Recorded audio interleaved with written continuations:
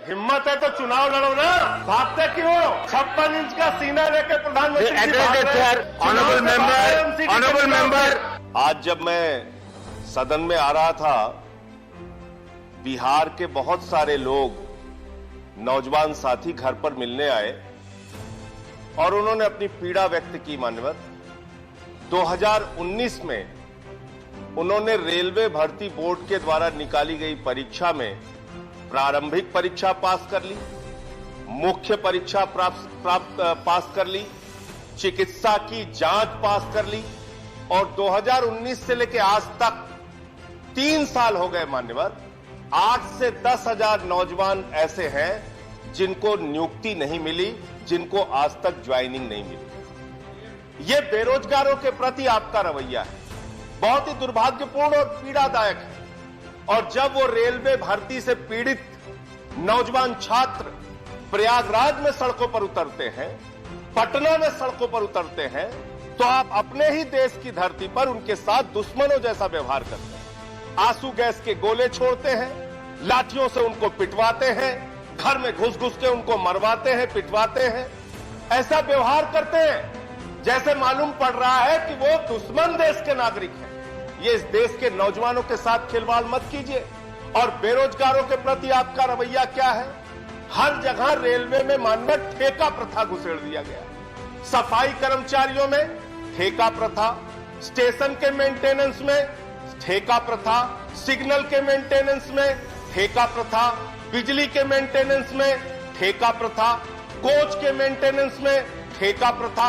और ये ठेका प्रथा जब आप लेके आ रहे हैं तो एक तरफ आप रोजगार को मिटाने और खत्म करने का काम कर रहे हैं और दूसरे तरफ इस देश के दलितों के साथ, पिछड़ों के साथ, आरक्षण की व्यवस्था के साथ आप खिलवाड़ करने का काम कर रहे हैं, उनका हक मारने का काम कर रहे हैं आप। मान्यवर, खुद रेलवे विभाग ने यह माना है कि सेफ्टी कैटेगरी में लगभग 1,50,000 कर्मचारियों की वैकेंसी है। लगभग 1,50,000 रिक्तियां आपके पास सिर्फ सेफ्टी कैटेगरी में है, रेलवे की सुरक्षा के क्षेत्र में है। आप वो भर्ती करते नहीं। आपके पास मेंटेनेंस के क्षेत्र में या जिन क्षेत्रों में रेलवे में भर्तियां खाली है, वहां पे आप भर्ती क्यों नहीं करते? 3 लाख भर्ती अगर रेलवे विभाग चाहे तो पक्की सरकारी कर्मचारियों की कर सकती है।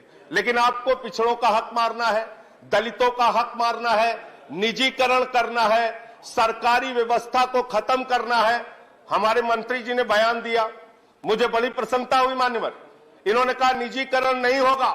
अब पता नहीं वित्त मंत्री और रेल मंत्री एक साथ बैठते हैं कि नहीं बैठते हैं, दोनों लोग आपस में चर्चा करते हैं कि नहीं करते हैं। वित्त मंत्री जी कहती हैं रेलवे की 26% संपत्तियां हम बेचेंगे, लगभग 1,50,000 करोड़ रुपए रेल की संपत्ति बेच के हम अर्जित करने का काम करेंगे। और मेरे पास तारीख है, 31,000 करोड़ रुपए की टेंडर इन्होंने निकाला, जिसमें से मात्र 7,200 करोड़ रुपए का इनको आय हुई, बाकी लोगों ने टेंडर में हिस्सा ही नहीं लिया।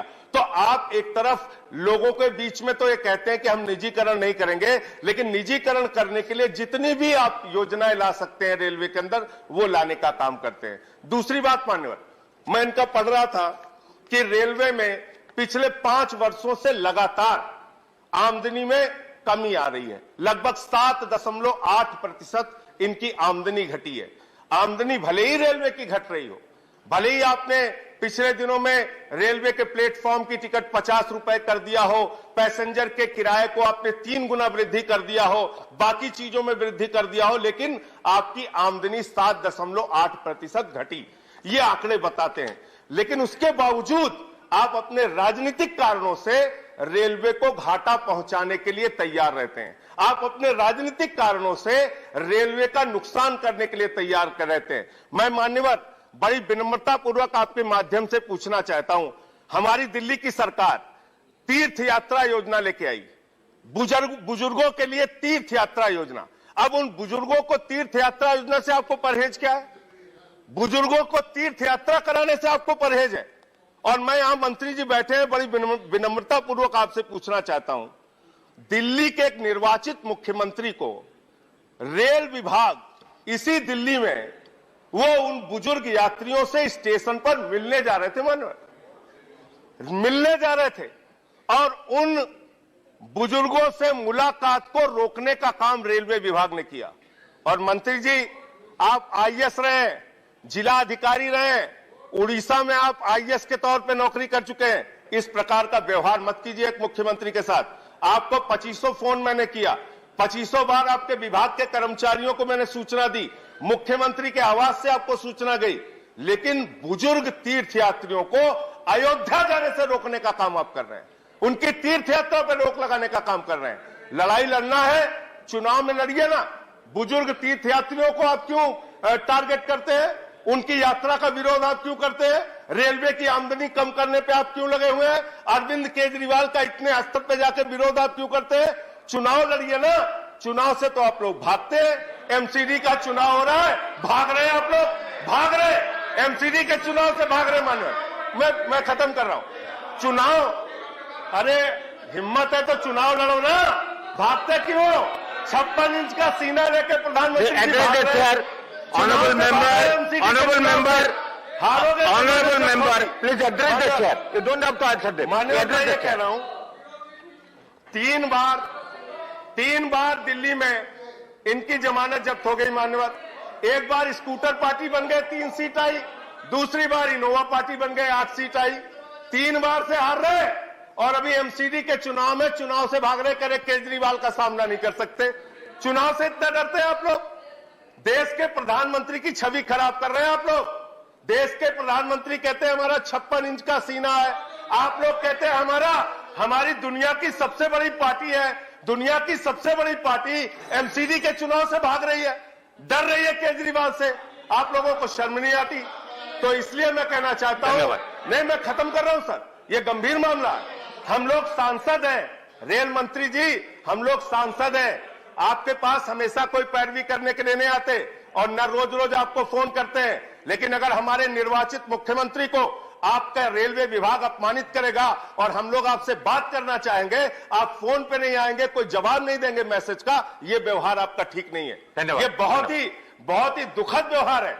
आपको दिल्ली की सरकार मुनाफे देती है, दिल्ली की सरकार रेलवे की तीर्थयात्रा कराती है और आप इस प्रकार का व्यवहार करेंगे, इस प्रकार का व्यवहार करेंगे। नहीं, आप खत्म कीजिए। एक अंतिम बात कह के खत्म कर रहा हूं, सर अभी दूसरों को तो आपने 12-12 मिनट बुलवाया सर। हमारी जब बारी आती है उधर से चिल्लाने लगते हैं। आपके पार्टी के जितने समय होता है उसी हमेशा वहां चुनाव से आपका समय होता है, उसी के अंदर बुलाते हैं। यहाँ आप बोलने नहीं देते सर। चुनाव आयोग जैसी संस्था को कंक्लूड कीजिए। चुनाव आयोग जैसी संस्था को अपनी कठपुतली बना रहे हैं सर। कहां बोले हम लोग, ये कहां जाए अपनी बात? आप रेल बजट पर बोलिए ना, अब तक तो आपने रेल बजट पर बोला ही नहीं। बातें हुई रेल बजट पे, आप कंक्लूड कीजिए। फिल्मी दुनिया तक की बातें हुई रेल बजट पे, फिल्म के गीत गा रहे थे लोग अभी रेल बजट पे। तो मैं ये कहना चाहता हूं, रेल मंत्री जी थोड़ी संवेदनशीलता लाइए अपने प्रति, बुजुर्गों के प्रति। आपने बुजुर्गों की कंसेशन खत्म कर दी रेलवे में। आप थोड़ी संवेदनशीलता लाइए।